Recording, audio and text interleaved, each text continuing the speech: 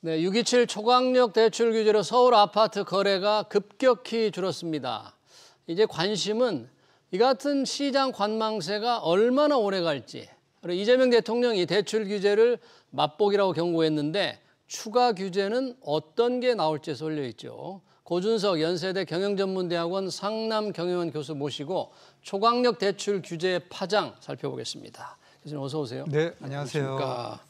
자, 수도권 초강력 대출 규제 6억 원밖에 못 빌리는 대책이 시행된 지 지금 열흘 정도 된 거죠? 네, 그렇습니다. 시장이 좀 빠르게 식어가고 있다, 관망세로 돌아섰다 그러는데 실제 어느 정도예요? 7일 국토부 실거래가 공시 시스템에 따르면요. 6월 27일 규제 발표 나는 날부터 7월 3일까지 일주일 동안 서울 아파트 매매 건수는 750건으로 집계됐습니다. 예. 이는 직전 일주일 동안에 1,890건보다 무려 60.3%가 감소한 거래량으로 나타나고 있고요. 예. 아파트 가격도 또 지금 상승폭이 둔화되고 있다. 이렇게 지금 발표가 되고 있습니다. 한국부동산원에 따르면은요. 지난 발표되기 직전주 집값 상승률이 0.43%에서 0.4%로 0.03% 감소한 걸로 이렇게 이제 나타났는데요. 특히 강남 상구에서 이러한 현상은 좀 두드러지게 나타나고 있다. 이렇게 보시면 될 것 같습니다. 그러네요. 강남 3구, 마용성 가격 상승이 좀 컸던 곳 위주로 영향이 클 수도 있는데 그렇게 대출을 제휴면서 그 지역의 영향을 받으면 부동산 전문가들 그런 얘기를 했거든요. 노원, 도봉, 강북 그러니까 비싸지 않은 집 이쪽에 수요가 늘어날 거다. 그래서 풍선 효과가 있을 거라는데 뭐 풍선 효과도 지금 없는 겁니까? 좀 있는 겁니까? 지금 이제 한 열흘 정도 됐기 때문에 이걸 좀 더 지켜봐야 될 것 같은데 이렇게 이제 6억 원을 대출 한도를 묶어놨기 때문에 요거를 받아가지고 살 수 있는 지역으로 풍선 효과는 분명히 나타날 가능성은 있습니다. 그래서 우리가 흔히 얘기하는 금강구나 노도강 이런 지역에 이제 거래량이 늘어나고 실수요자들이 이 지역에 내 집 마련으로 나설 가능성은 높은데 이번에 이제 규제 대상 중에서도 정책자금 대출도 규제를 조금 하고 있어요. 그렇죠. 대출 규모가 줄었죠. 정책자금도. 그래서 이제 디딤돌 대출 같은 거, 버팀목 대출 같은 경우도 현행은 규제되기 전에는 2억 5천만 원 정도를 받을 수 있었는데 이제 2억 원까지 이제 못 받는 이런 이제 상황이 됐고요. 그래서 한도가 줄었기 때문에 이런 지역으로 갈 거다. 이런 지역에서는 사실은 단돈 2, 3천만 원이 부족해서 내 집 마련 못할 수도 있거든요. 그러니까 한도가 5천만 원이 준다라고 하면은 못할 수도 있거든요.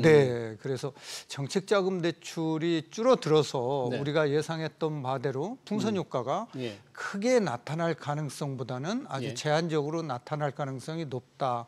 이렇게 예상이 되고 있습니다. 그러네요. 풍선 효과가 제한적으로 나타날 가능성이 있다고 그러는데 지금 현재 열흘밖에 안 됐기 때문에 효과를 분명하게 알 수는 없지만 상급지 강남 마용성의 집값이 안정된다면 이번 6억 원의 이 초강력 대출 규제는 뭐 성공한 것처럼 보인다고 얘기할 수도 있고 이재명 대통령도 그 정책을 위반한 금융위 간부를 칭찬도 했다는데 부작용은 없어요 혹시? 집값이 만약에 잡힌다면 잘한 건가? 이런 생각이 들 수도 있을 것도 같은데. 이게 이제 집값은 단기적으로는 이런 이제 대출 규제, 부동산 시장으로 돈이 들어가지 못하게 막는 이런 대출 규제에 의해서 일시적으로는 가격을 안정시키고 떨어뜨릴 수 있습니다. 거래량이 떨어지고 가격도 그에 비례해서 떨어질 수 있습니다. 대출 규제가 처음 나왔을 때가 노무현 대통령 때 DTI 규제가 처음 당시에 나왔었습니다. 그 당시에도 시장 가격은 떨어지고 거래량은 떨어지고 가격도 동반 하락하던 그런 시기가 있었습니다. 그런데 결국은 후속적으로 추가 공급 대책이 나오느냐의 여부에 달려 있다라는 거죠. 공급 대책이 달려 있다. 추가적으로 어디에 얼마만큼 언제까지 이런 구체적인 공급 정책이 시장에 나와주면은 이번 대출 규제와 함께 시장 가격 안정, 아파트 가격을 통제하는 데는 상당히 효과가 있을 것으로 보여집니다. 네. 이번 대출 규제로 청년층들이 집을 사는데 조금 사다리를 걷어찰 수 가는 꼴이다. 아니다. 청년들은 뭐 대출 6억 정도면 받을 만큼 받는 건데 그 이상 규제한다고 무슨 피해를 받겠느냐 이런 의견이 충돌하는데 어떻게 봐야 될까요? 뭐 그런 생각을 할 수도 있고요. 네, 뭐 경우에 따라서 사례에 따라서 틀려지는데 사실은 청년 무주택자들한테는 정책자금 대출은 확대 지원해서 정책자금 대출 내 집 마련을 빨리 할 수 있게 예. 도와주는 게 본래 정책자금 대출 취지에도 맞고 또 사회적으로도 이런 역할을 돈의 역할이 정부에서 이렇게 지원을 해주는 정책자금 대출 역할이 무주택자들한테 빨리 지원해서 내 집 마련하는 게 모든 사회적 경제적으로 이득이 될 수 있다 이렇게 보여집니다. 네. 그래서 그런 점은 이번에 정책자금 대출 한도가 좀 줄어든 거에 대해서는 다소 이제 아쉬운 점은 있습니다. 네. 정책자금 대출을 줄인 거는 역시 가계대출 관리 차원에서 정책자금이 워낙 빨리 늘어나니까 이제 줄였습니다만 그것들이 뭔가 이 청년들의 집 마련, 또 전세자금 마련에 좀 어려움을 줄 거다 뭐 그런 지적을 해주셨는데 이제 현금이 없으면 뭐 좋은 집을 살 수가 없는 상황입니까 현재로서는. 그렇다면 현금 부자들이 상급지에서 좀 더 좋은 곳으로 가는 건 이런 데는 이번 시장이 오히려 그걸 꺾지는 못하는 거잖아요. 이런 흐름이.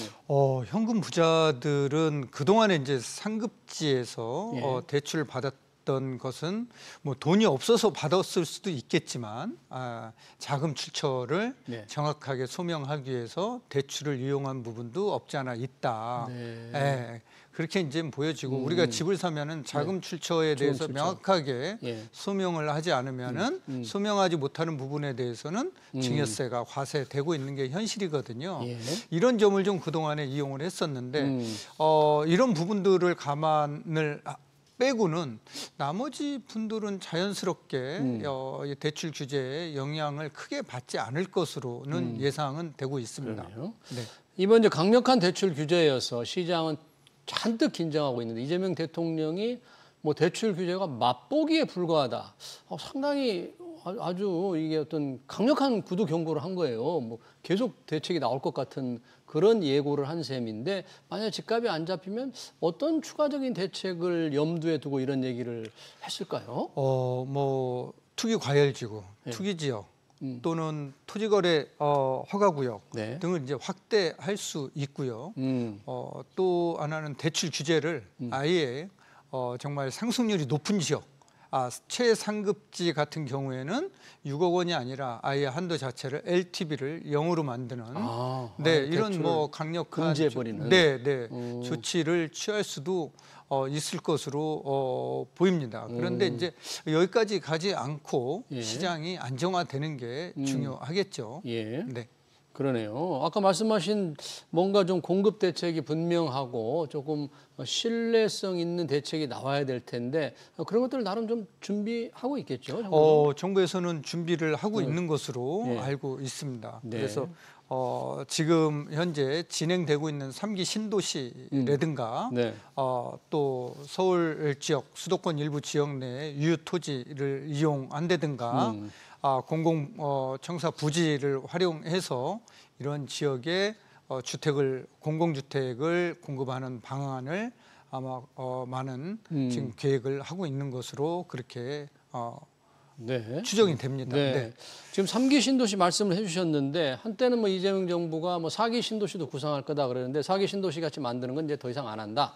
3기 신도시에 뭐 속도를 더 내겠다 그랬는데 윤석열 정부도 속도를 내기 위해서 노력은 해왔는데 현실적으로는 좀 속도가 나질 않았잖아요. 네, 그렇습니다. 이게 말로 속도를 낸다고 해서 낼 수 있는 겁니까? 3기 신도시 속도 문제? 이게 이제 뭐 사실은 신도시를 만든다는 건 돈의 문제거든요. 예산이 이제 제대로 확보가 돼야 되고 그런 신도시에는 공공 인프라가 제대로 잘 건설이 돼야 되고 확충돼야 되는 거거든요. 특히 서울의 이제 교통 환경이 개선이 돼야 되는데 GTX A, B C라는 이런 노선들이 이제 개통을 해야 되고 개통 전에 이제 착공이 돼야 되겠죠. 우리 3기 신도시만 보면은 약 한 17만 가구 정도 입주가 예상되는 이런 지역입니다. 근데 아직 현재까지 토지 보상이 아직 다 끝나지 않은 지역도 있고요. 그래서 착공이 본격적으로 이제 못 들어가고 있는 이런 지역들도 있습니다. 그래서 이런 절차를 빨리 예산 확보를 해서 빨리빨리 보상을 끝나고 공공 인프라에 대한 예산도 확충을 해서 서울로 지금 쏠려 있는 이런 주택 수요를 3기 신도시로 분산시키는 게 굉장히 중요하다. 서울 지역값 안정을 위해서는 중요한 제다. 그래서 이런 부분들을 빨리 잘 해결하면은 좋을 걸로 보이는데 이번 정부에서는 아마 제대로 진행이 빠르게 추진되지 않을까 이렇게 예상을 해봅니다. 기대를 해봅니다. 네. 그래요. 기대를 하시는 거잖아요. 윤석열 정부에서도 3기 신도시 빨리 하겠다고 몇 차례 얘기를 했어요. 근데 과연 이재명 정부 이제 구체적인 내용을 내놓을 텐데 정말 믿을 만한 정책들이 예정대로 시행이 돼서 공급이 속도가 날지는 또 지켜봐야 될 것 같습니다. 말로만 되는 게 아니니까. 행정부에서 이제 기획을 하고 추진을 할 때 우리가 돈에 대한 거, 법률 개정에 대한 건 국회를 통과를 해야 되는데 현 정부는 그런 부분에 있어서 전 정부보다는 조금 원활하게 추진하고 속도감 있게 추진하지 않을까 이런 이제 기대를 해보는 겁니다. 네.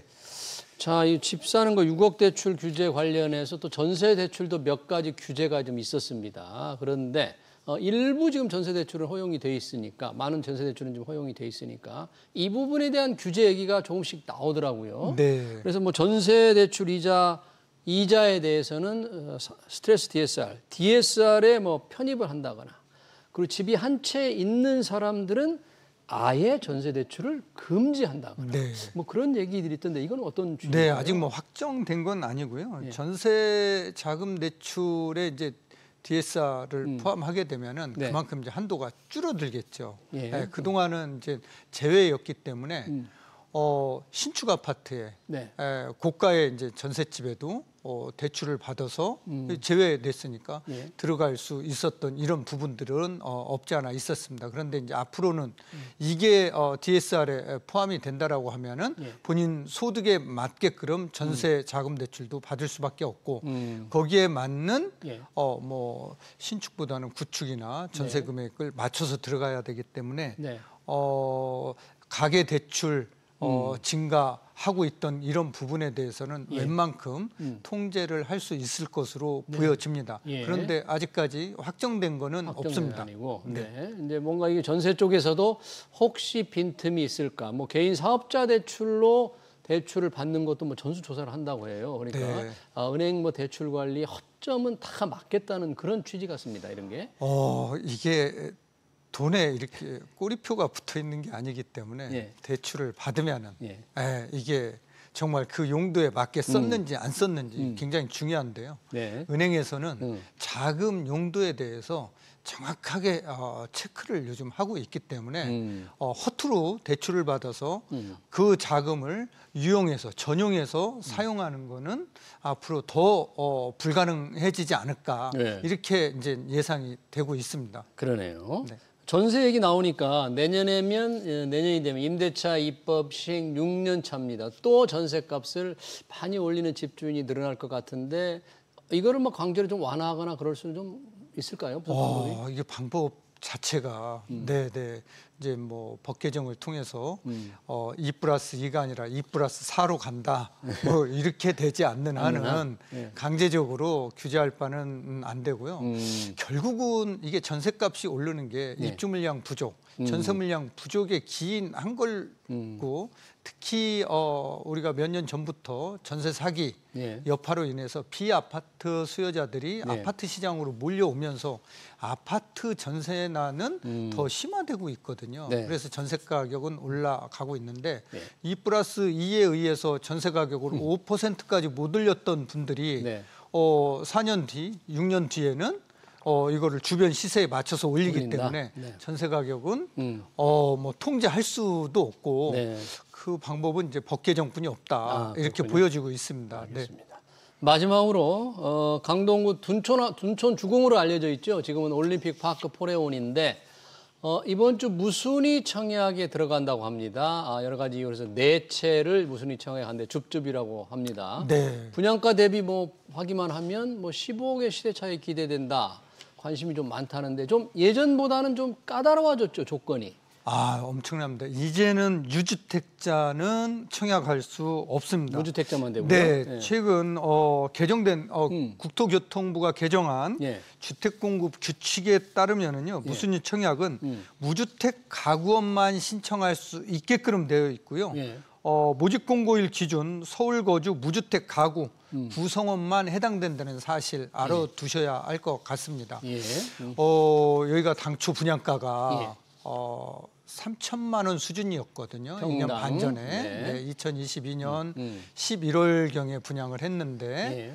근데 이때 미분양이 무려 1,400가구가 나왔었습니다. 네. 네. 그런데 그때도 안 사고 미정미리적 하던 사람들이 많았습니다. 예. 네, 근데 요번에 그 당초에 분양했던 그 가격으로 그대로? 줍줍 청약을 7월 10일부터 11일 약 이틀간에 한다고 하니까 네. 주택이 없으신 분들은 청약을 하면 84 기준으로 약 한 15억 원 정도 네. 시세 차익이 기대되는 네. 이런 단지입니다. 네, 그러네요. 관심이 조금 높을 것 같습니다. 6.27 초강력 대출 규제의 부동산 시장 영향 잘 들었습니다. 지금까지 고준석 연세대 경영전문대학원 상남경영원 교수였습니다. 고맙습니다. 감사합니다. 네.